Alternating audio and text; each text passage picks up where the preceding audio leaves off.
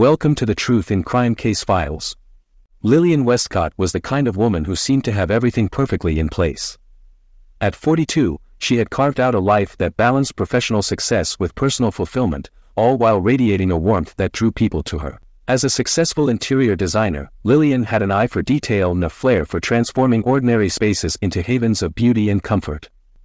But it wasn't just Lillian's professional life that flourished. Her personal life, at least on the surface, seemed equally blessed. 5 years ago, she married Richard Westcott, a financial consultant whose quiet charm and apparent stability appealed to her after the turbulence of her previous marriage.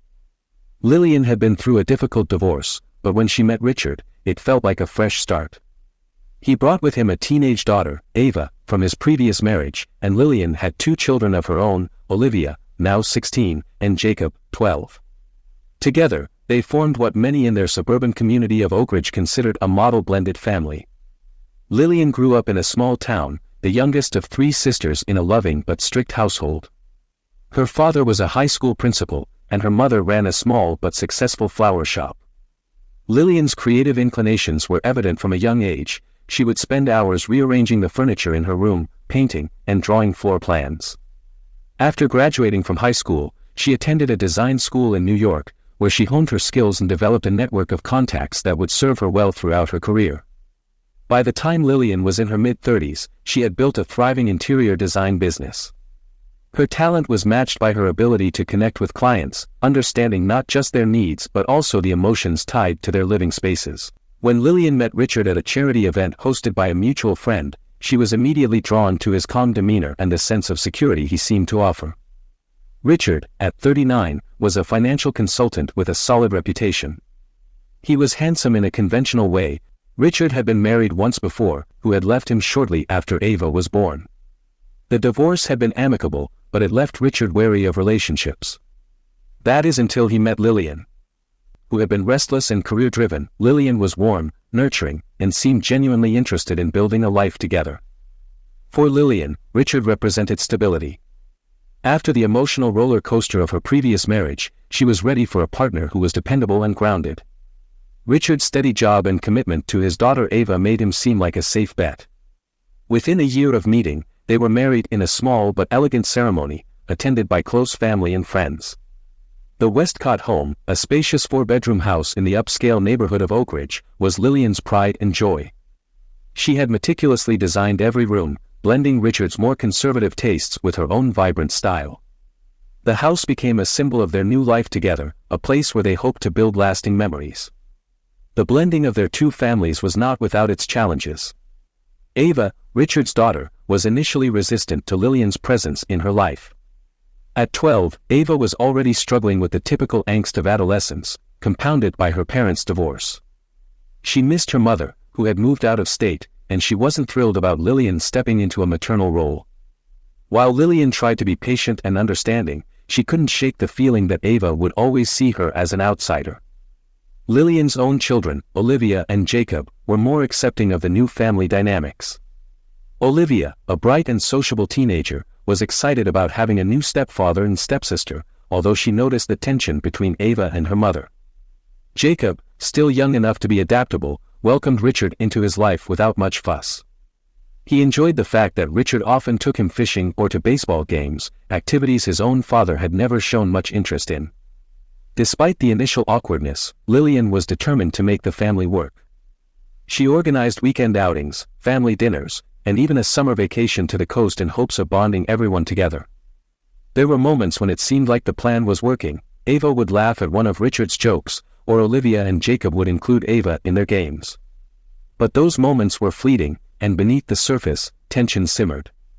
As the years passed, the cracks in Lillian and Richard's marriage began to show. Lillian noticed that Richard had become increasingly distant, often working late or spending time on his phone when he was home. He seemed distracted, less engaged with the family, and Lillian couldn't shake the feeling that something was off. Lillian's friends noticed the change too. Her best friend, Natalie, a fellow designer, mentioned that Lillian seemed more stressed and less enthusiastic about her work. Lillian confided in Natalie that she was worried about her marriage but wasn't sure how to address it. She didn't want to believe that Richard could be unfaithful or that their relationship could be unraveling, but the signs were becoming harder to ignore. Meanwhile, Richard had indeed been drifting away from the marriage. The pressures of work and the responsibilities of being a husband and stepfather weighed heavily on him. He found solace in the company of their neighbor, Jessica Taylor, a 35-year-old divorced mother who lived next door. Jessica was everything Lillian wasn't: free-spirited, carefree, and uninterested in the burdens of family life.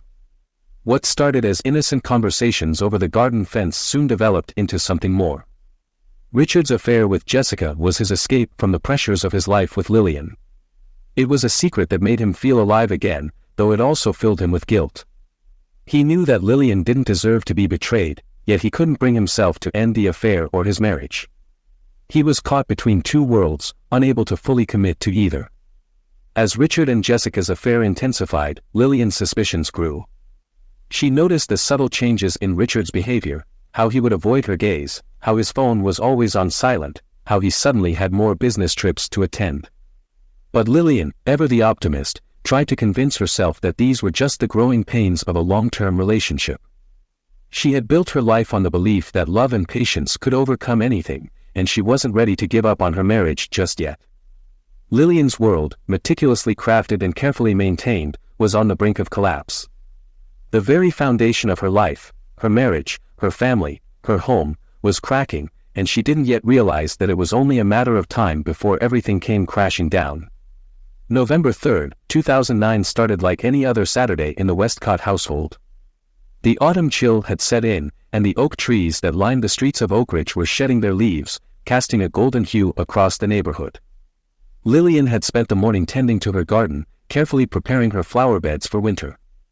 Gardening was one of Lillian's passions, a way to bring a little more beauty into the world and find peace amidst the chaos of life. Richard, as usual, was out of town on a business trip, or so he said. He had left on Friday morning, promising to be back by Sunday evening. Olivia had been at a friend's house for a sleepover, and Jacob had gone camping with his Boy Scout troop. This left Lillian alone in the house, something she usually didn't mind. She appreciated the solitude, using it as an opportunity to catch up on her work or indulge in a quiet evening with a book and a glass of wine. But that Saturday, there was an undercurrent of unease that Lillian couldn't shake.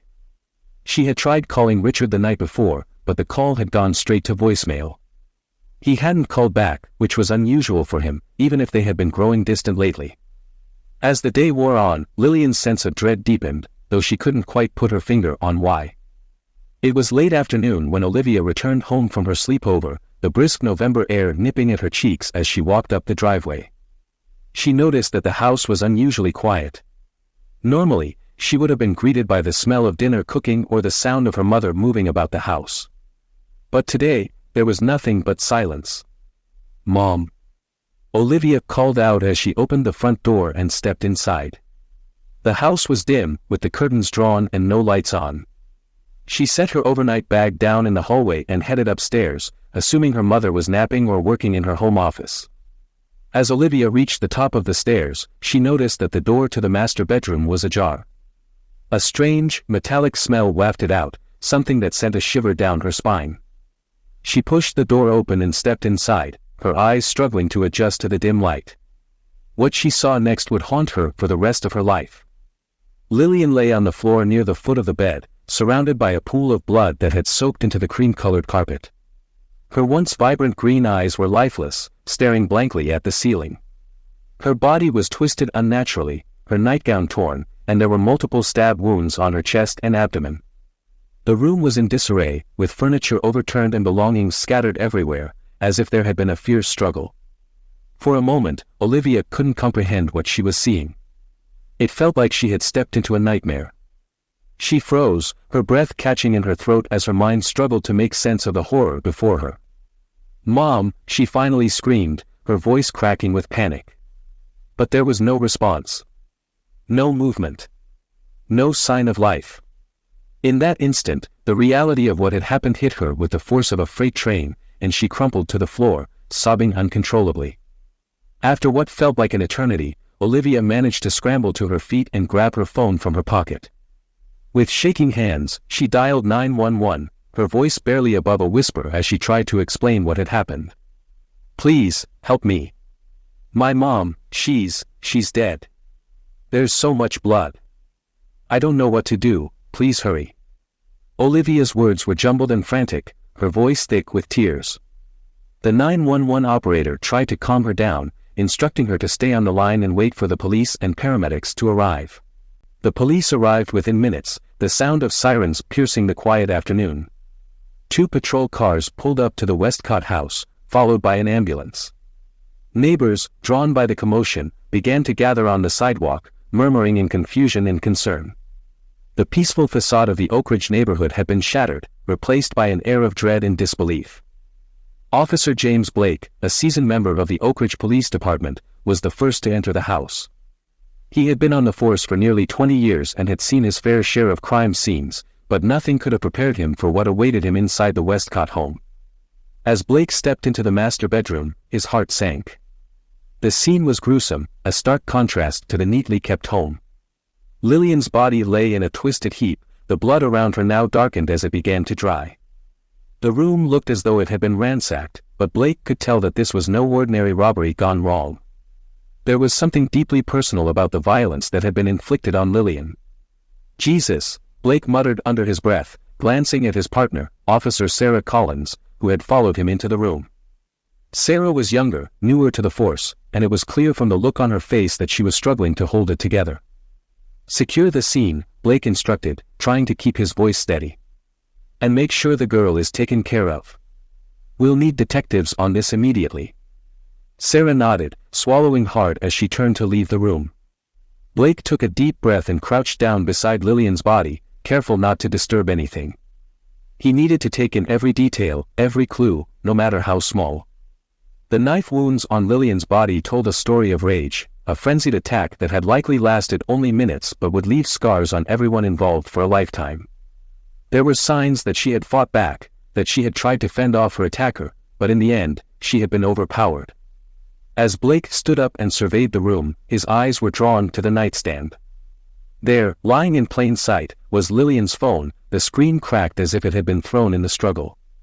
He carefully picked it up, noting the missed calls from the previous night, likely from friends or family wondering where she was. But something else caught his eye, a partially deleted text message, still visible on the screen, sent to Richard's number, *, "We need to talk." "I know, *. Blake's stomach turned. This was no random act of violence. This was premeditated, and it involved someone close to Lillian, someone who knew the layout of the house, who had access to her bedroom without breaking in. And the most likely suspect was Richard Westcott. But where was he? And what could have driven him to commit such a heinous act?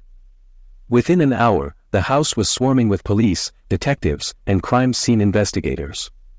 Detective Vanessa Price, the lead detective on the case, arrived shortly after Blake's initial assessment. Price was known for her sharp mind and no-nonsense attitude. She had a reputation for solving even the most complex cases, and this one, she knew immediately, was going to be a challenge. "Walk me through it," Price said as she entered the house, her eyes scanning the scene with a practiced gaze. Blake quickly briefed her on what they had found so far, the state of the body, the signs of a struggle, and the suspicious text message on Lillian's phone. Price listened intently, her expression unreadable as she processed the information. "We need to find Richard Westcott," Price said decisively. "If he's not at his business conference, then we need to know where he is and who he's with. And we need to secure any and all surveillance footage from the area." Blake nodded, already making a mental note of the steps they needed to take. "There's one more thing," he added, hesitating slightly. "The daughter, Olivia, she's the one who found the body. She's in shock, but we need to talk to her as soon as possible." Price sighed, a look of sympathy crossing her face.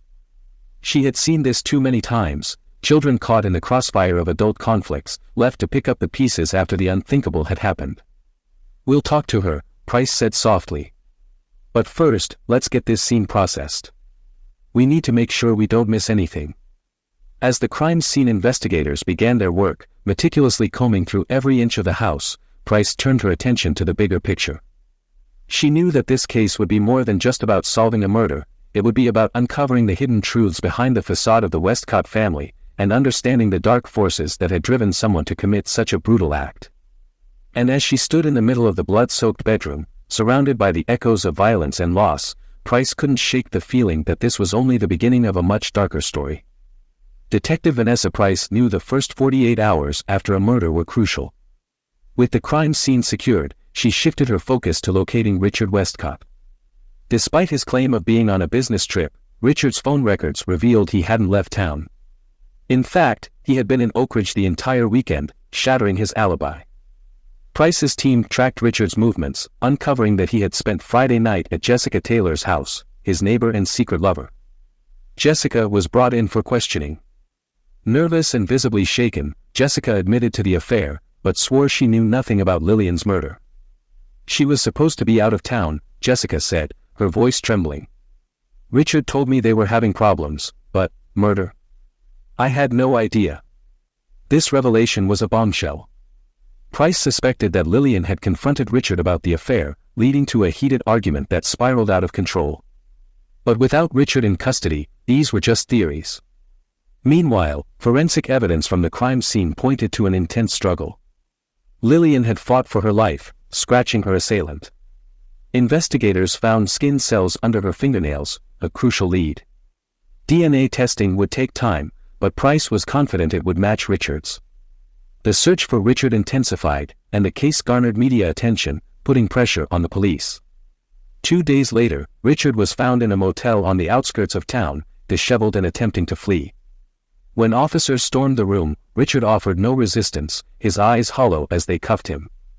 Back at the station, Price sat across from Richard in the interrogation room, the weight of his actions hanging heavy in the air. "It didn't have to end like this," Price began, her tone firm yet measured. "Tell me what happened." Richard, exhausted and cornered, finally broke. He confessed that on the night of the murder, Lillian had discovered incriminating texts from Jessica on his phone. Enraged and heartbroken, she confronted him.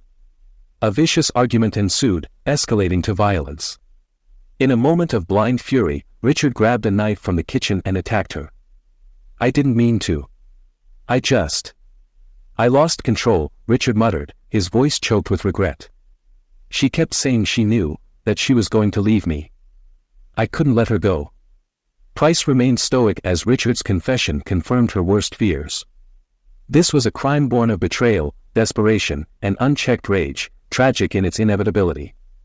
With Richard's confession and the mounting evidence, the case against him was airtight. But as Price prepared her final report, she couldn't help but feel a profound sadness. Lillian Westcott, a woman who had devoted herself to creating a beautiful life, had been destroyed by the very person she trusted most. The pieces had fallen apart, and the story that emerged was one of love turned to ashes, trust shattered beyond repair, and lives irreparably broken. Richard Westcott's trial began 6 months after Lillian's murder, drawing intense public interest. The courtroom was packed with spectators, all eager to see how the drama that had unfolded in Oak Ridge would conclude. The prosecution, led by District Attorney Margaret Lane, built a strong case around Richard's confession, forensic evidence, and the testimony of Jessica Taylor. Lane painted Richard as a man driven by selfish desires, who saw no other way out of his crumbling marriage than to silence his wife permanently. The DNA evidence, matching Richard's skin cells under Lillian's fingernails, corroborated the brutal struggle that ended in her death. Richard's defense attorney argued for manslaughter, claiming the crime was a moment of madness, not premeditated murder. He portrayed Richard as a man overwhelmed by life's pressures, who snapped under the weight of his own mistakes. But the jury was unconvinced. After 3 days of deliberation, they returned with a guilty verdict for second-degree murder. Richard's expression was blank as the verdict was read, the reality of his fate sinking in. He was sentenced to 12 years to life in prison, with the possibility of parole after 6 years. For Lillian's children, Olivia and Jacob, the trial's end brought little solace. Their mother was gone, and the man who had been a part of their family was now behind bars. Oak Ridge, too, was left to grapple with the aftermath of the tragedy, the once idyllic community now marked by the memory of Lillian Westcott. Justice had been served, but the scars left behind would remain forever. The story of the Westcott family became a cautionary tale of love, betrayal, and the devastating consequences of choices made in anger and despair. The tragic tale of Lillian Westcott serves as a haunting reminder of the destructive power of secrets and betrayal. In the wake of her murder, the lives of those around her were irrevocably shattered, leaving a once happy family in ruins. Though justice was served with Richard's conviction, the emotional wounds left on Lillian's children and the Oak Ridge community would take far longer to heal. The story stands as a somber reflection on the devastating consequences of choices made in moments of anger and weakness, forever altering the course of many lives. A truth in crime case solvers. Interested in more real-life murder mysteries? Be sure to like and subscribe to our channel. Do you have any thoughts about this case or have a case of your own you'd like us to investigate? Leave us a comment. Until then, stay safe.